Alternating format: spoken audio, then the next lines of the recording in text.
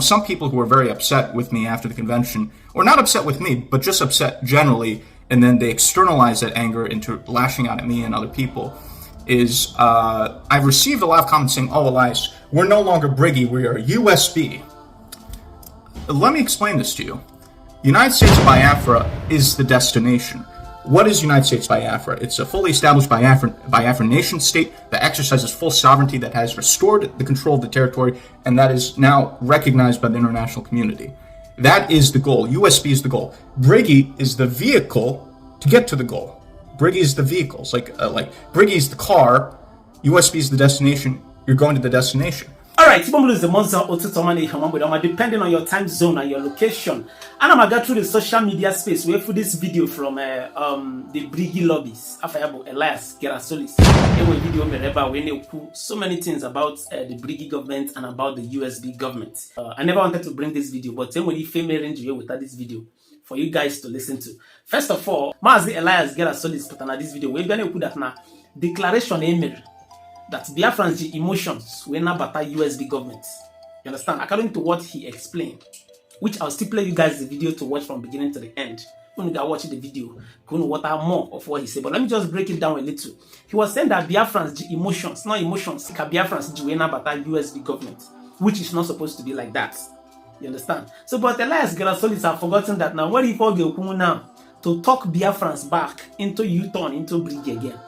Or USB government or BRGIE or BRGIE or USB government because man Simon Ekpa made it clear that after the declaration that the BRGIE government will be dissolved, we have gone far away from this. But he's bringing it back to explain further that now when Biafra start getting recognition, now how will Biafra get recognition when you are not in government?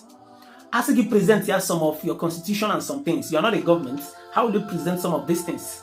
Like I want to be recognized on these clothes. I can't recognize them now. I have to put it on. I won't carry it on my hand. I'm not putting it on. I have to put it on to be recognized in it.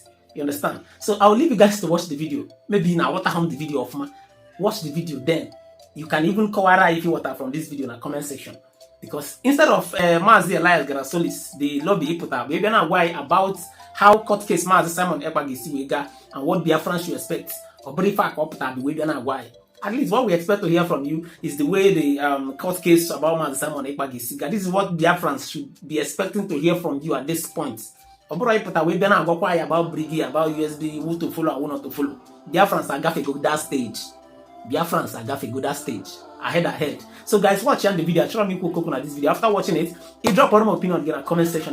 So start the video. Can also be for this update. Watch the rest of the video, guys. I'll be right back. Good day, fellow Biafrans. This is Elias Gerrasolis, the international lobbyist for the Biafra Republic Government in Exile, represented by His Excellency, Acting Prime Minister Ogochukwu Nekere. It has been a while. Sorry, it's taken a bit for me to do another video. I've been very busy the past month, but I'm returning to doing my videos and will be doing so with more frequency. I think this episode will be one that will be extremely helpful for all of you. And this episode will be focused on an important topic, which is explaining or clarifying the roadmap to Biafra.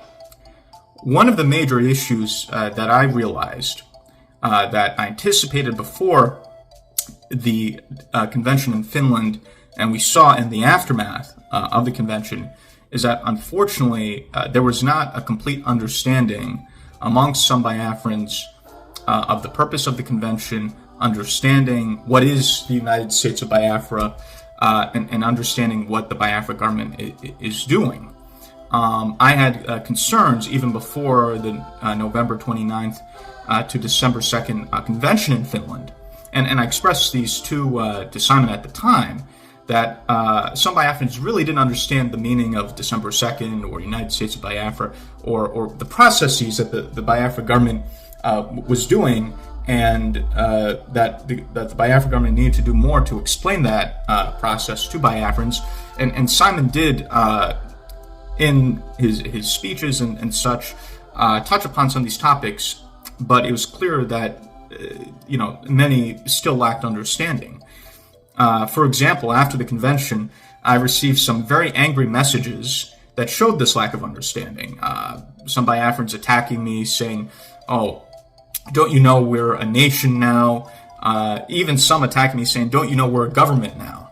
Which, again, doesn't make any sense. The Biafra Republic government in exile was created in the spring of 2023. So are those who were saying that the Biafra government before the convention wasn't a government? So it shows that there's a complete lacking of understanding. So I'm hoping that through this communication, we can bridge that gap and help get clarity for those who don't have that clarity. Because I always had the concern, even before the convention, that some of the Biafrans who didn't understand exactly what the government is doing to achieve the goal of nationhood would have their own emotional fantasies that after December 2nd, on December 3rd, Biafra would descend from the sky and that's it. So I'm going to put this in such a way that's easy to understand for all Biafrans, and even those out there who are the most clueless will understand the process.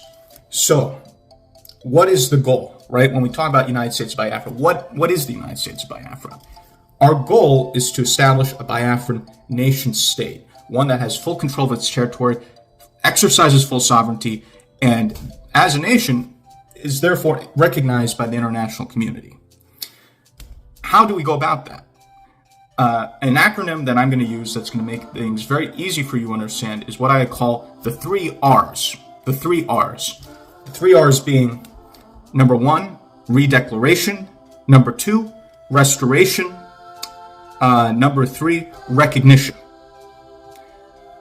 The convention in Finland from November 29th to December 2nd was only one part of a multi-tiered process. The part of the problem is I think some Biafrans got so emotionally attached to December 2nd, emotionally attached to the convention, that in their own mind, they put everything else aside and they thought that the declaration itself was the end-all be-all, that we declare Biafra and that's it. Simon never said that. The government never said that. But I think some of you, being so emotional and not really thinking logically and rationally and using your reasoning, came to some different conclusion, ignoring a lot of the things that Simon was telling you because of your own emotions and what have you. The purpose of the redeclaration is to make it clear to the international community that we are pursuing the establishment of a Biafran nation state. After the declaration, or the redeclaration, from November 29th to December 3rd, with the declaration of Biafra on December 2nd, the next goal is to pursue full restoration.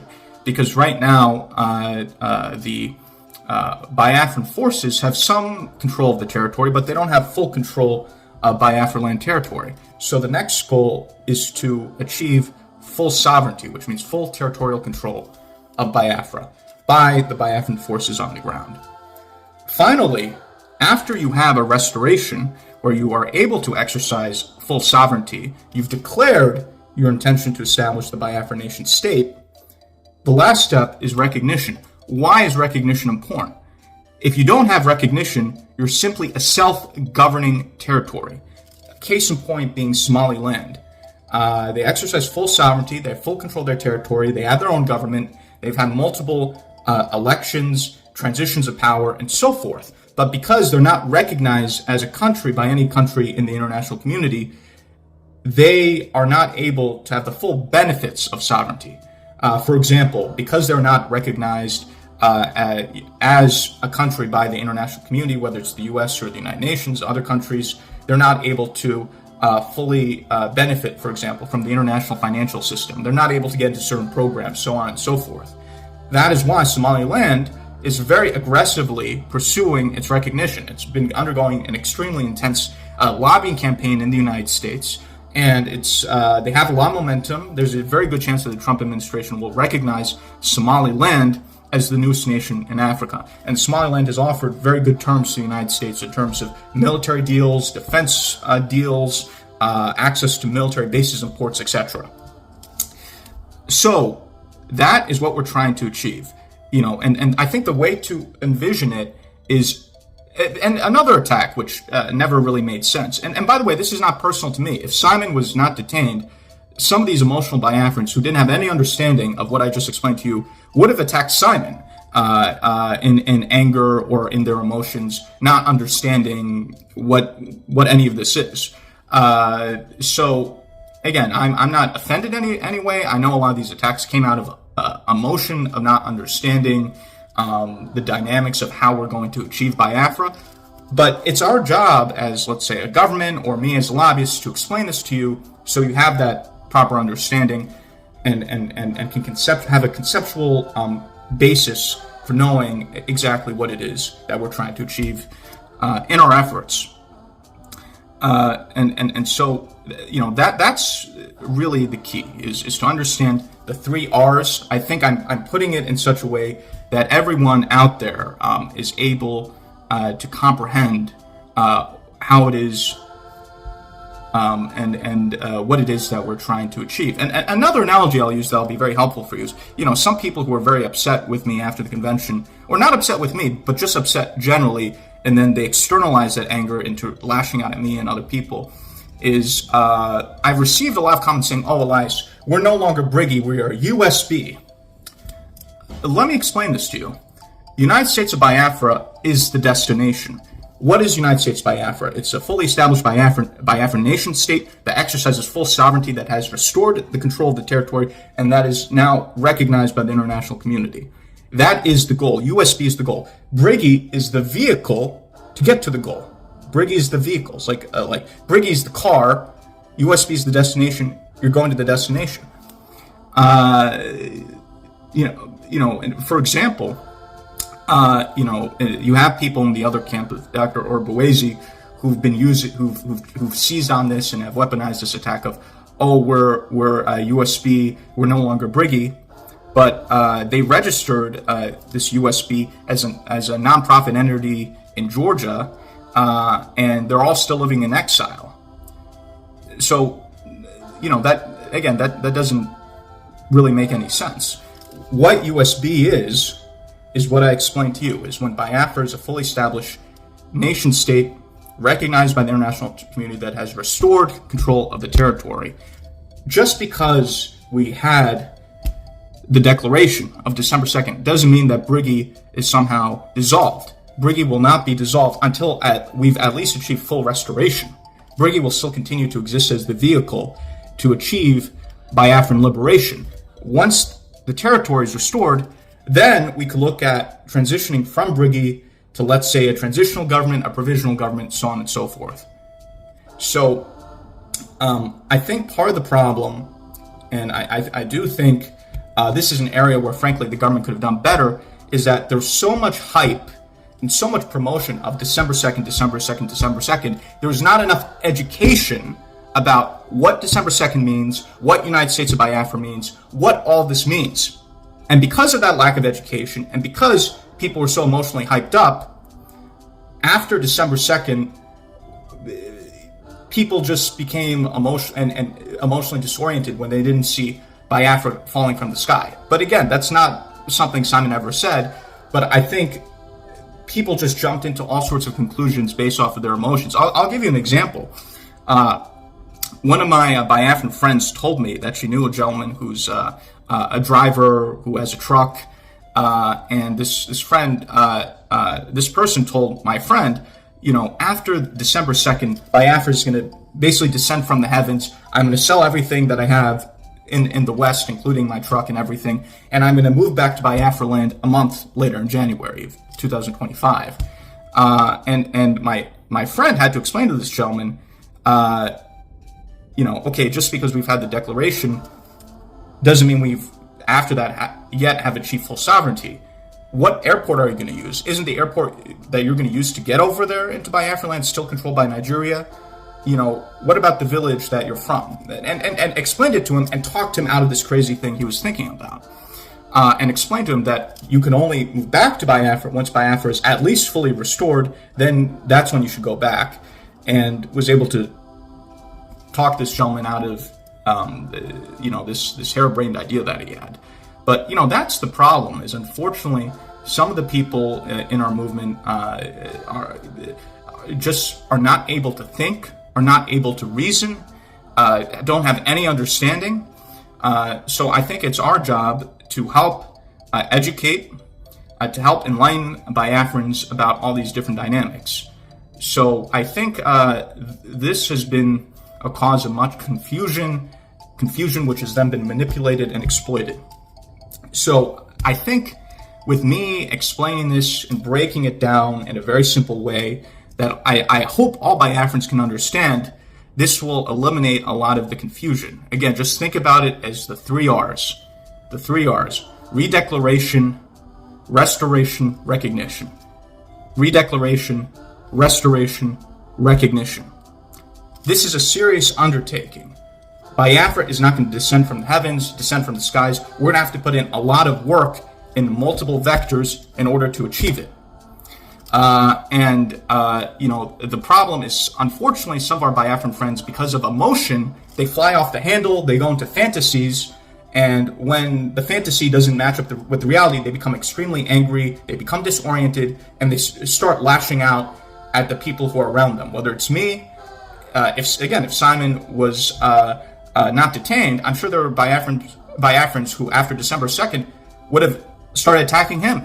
So, I know it's not personal, I know it comes out of emotion, but you, as a member of the Biafran independence movement, as a supporter of the Biafra government, you have a responsibility to educate yourself or allow yourself to be educated by others so you have an understanding of what it is we're doing and what it is we want to achieve.